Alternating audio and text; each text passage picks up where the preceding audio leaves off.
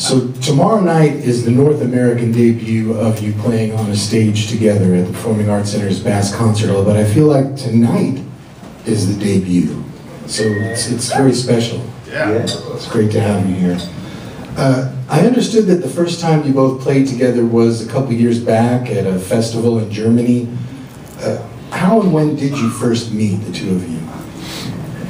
I think, well, the first time it was at the Knitting Factory. I think you were playing, and I caught like the last two notes or something of the set. And just you know, we kind of met, but not officially, I guess. But that was the first time I remember.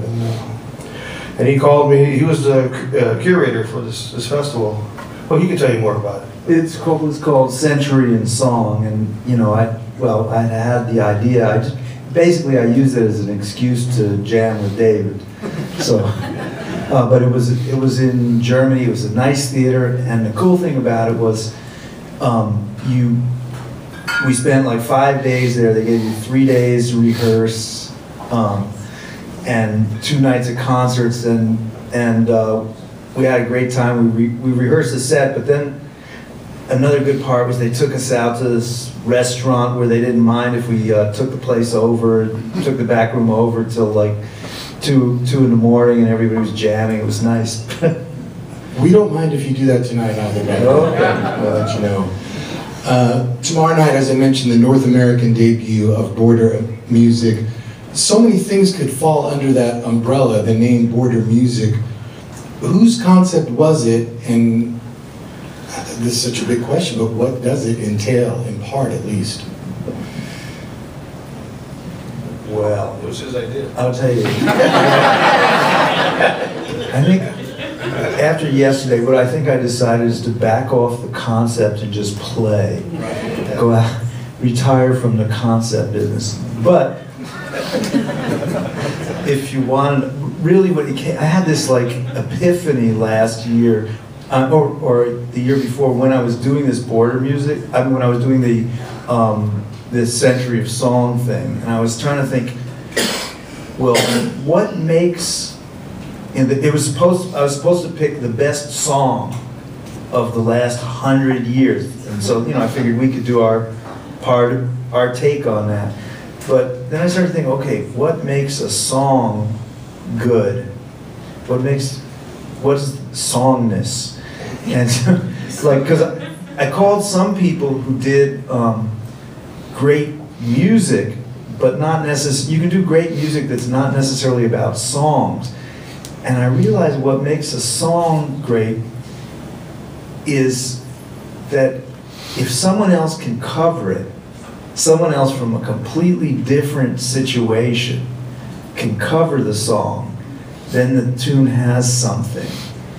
And in other words, poetry, people always say poetry is what is lost in the translation, but a song is what's left after the translation somehow, Anyways, I could go on and on with concept, but basically, like I said, I'm going on the wagon as far as concept. Yesterday there was an event at the Student Activity Center, and the questioners, we got off on this bent about the concept of the border, but I'm going to just nudge you a little bit about that. One nudge at a time. I mean, what borders are we talking about? Let's talk first geographical.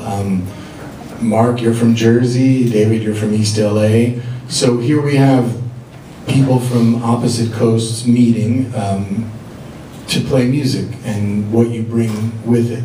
That's part of the border tomorrow night, I'd imagine. Mm-hmm. You really are backing off the... okay, how about this? Because Dave, yeah, picture this. The early Los Lobos stuff was really pure and authentic in the music that you were playing from your roots, your personal roots. Before we started to bullshit it up a little bit? Before it got really good. Before you sold out, Yeah, selling out with like Kiko, And And Mark, you make no bones about the fact that like when you play Cuban music, the band's called the Prosthetic Cubans. It's not like saying, hey, we're real Cubans, we're from Havana. No, this is fake stuff. So, in the best way, you would agree with that? Yeah, I'm fake and I'm proud. So how about those Borders meeting tomorrow night? The purest forms that will be underlying the things where you mash it up and mess it up. That's part of the Border? Yep. Don't.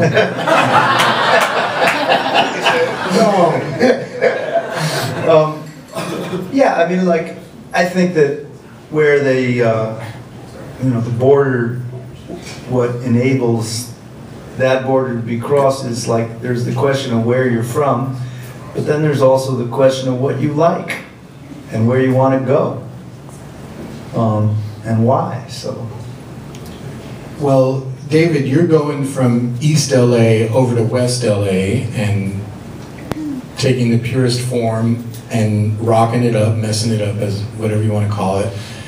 And then Mark, you're in New York City and you're coming up with CBGBs, and you were speaking yesterday about CBGBs was really on the border of a neighborhood and where things met. Right, I mean, when you start to look closely at a lot of these things, then, I mean, people might say, oh, well, there's Latin American music and then there's punk rock. But if you start looking closely at punk rock, then you start seeing a lot of Latin American music that fed into its creation, I mean, into rock's creation. First of all, I mean, Louie is famous. I don't know, I've heard different stories, whether it's a cha-cha or a Haitian rhythm, but I mean, it didn't come from nowhere, you know?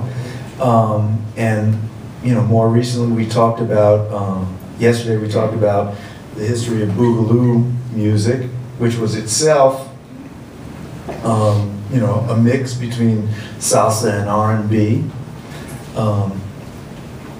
And that fed in to early CBGB's music in the form of Willie DeVille and Mick DeVille, which had a strong influence. I mean, if you listen to Mick DeVille records from that time, there's like, and you listen to Joe Bataan records, there's, to me, it kind of one flows into the other. There's a strong influence.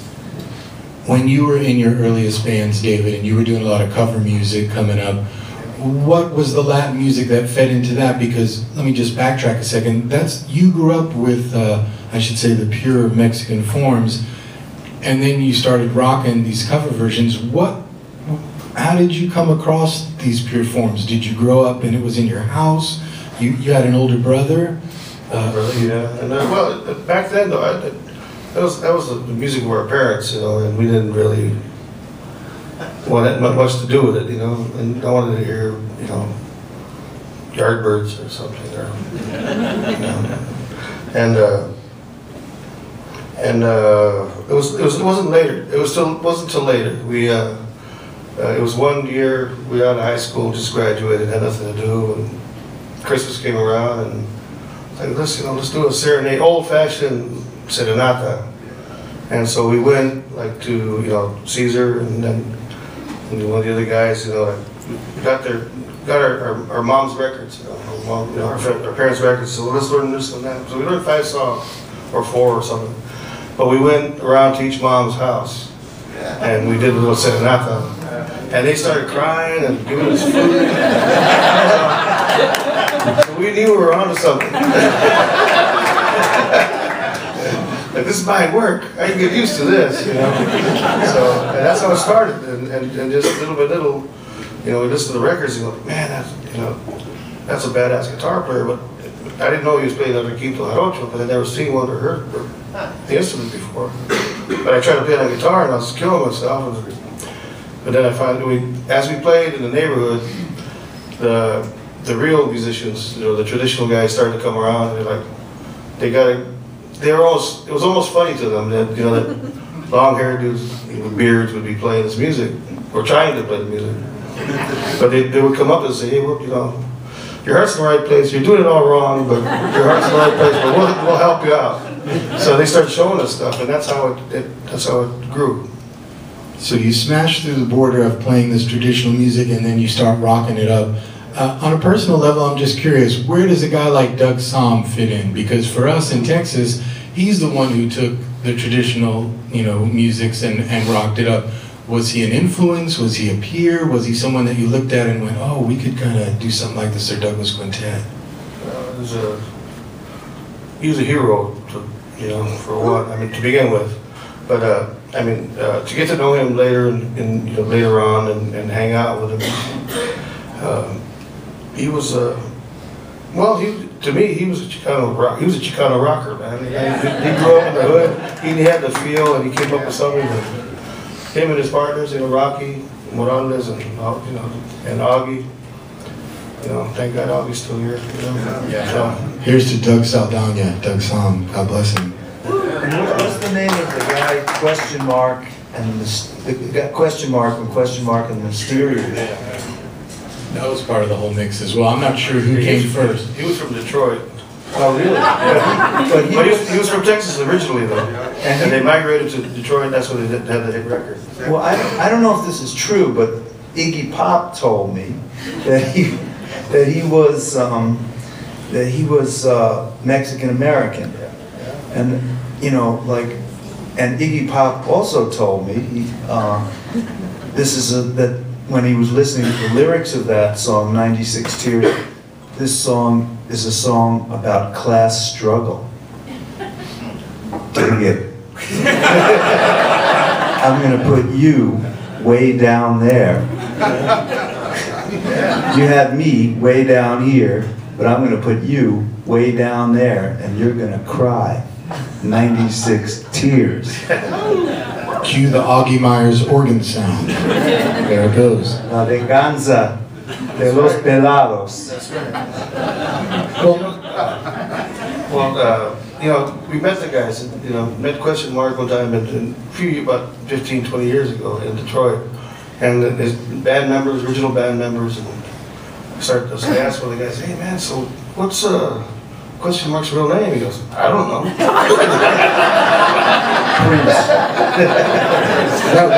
That was the right answer.